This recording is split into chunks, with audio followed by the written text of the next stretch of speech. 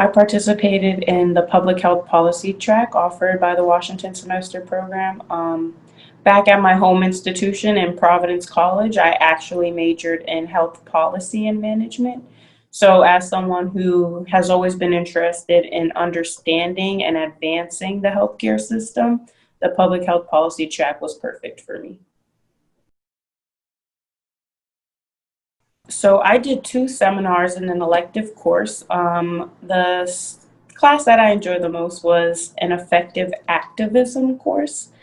In the class, we learned a lot of things that were applicable to real life. We learned about what it takes to be a successful organizer, how to create and maintain effective social movements. We studied a number of incredibly inspiring movements, such as Greta Thunberg and the environmental movement of young people globally. I also saw a lot of the concepts that we learned in class in the Women's March that I also attended in person that year. And a lot of the concepts that I learned in that class are still prevalent today, particularly with the Black Lives Matter movement and how they organize. Really uprooting and hyper analyzing all that goes into these movements was very insightful. And my professor that I had, Professor Heckel, she was very passionate about the material and she became a mentor figure to me that semester as well.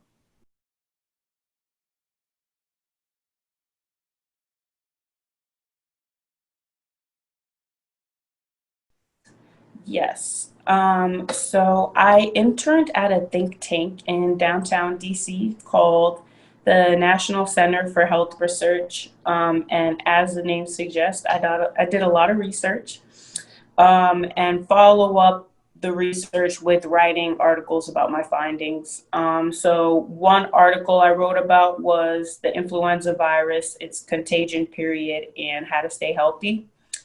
Another article that I wrote highlighted the adverse health effects of smoking pipe tobacco. And then one of the main research that the organization was doing was studying the link between breast implants and autoimmune diseases. This is a link that surprised me. I didn't know there was any link, so there's been a lot of calls to action to the FDA to issue more warnings with these breast implants.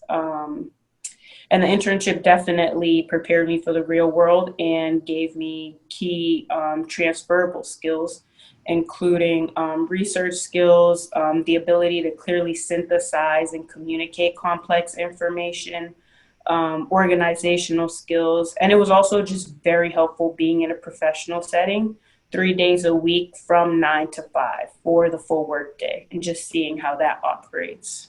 In addition to just my professors and the seminars, materials that I learned, interning in DC, getting that full physical experience, definitely affirmed for me that I wanted to stay in the DC bubble.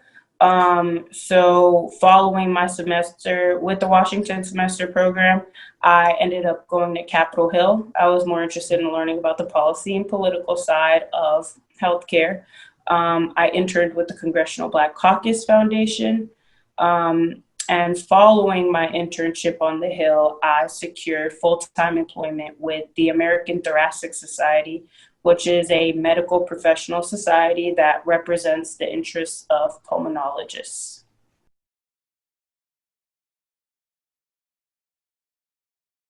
For anyone considering the Washington Semester Program, I would say to participate as an upperclassman.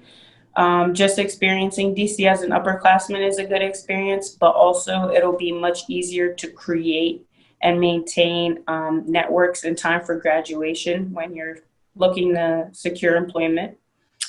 I would also say secure your internship position early.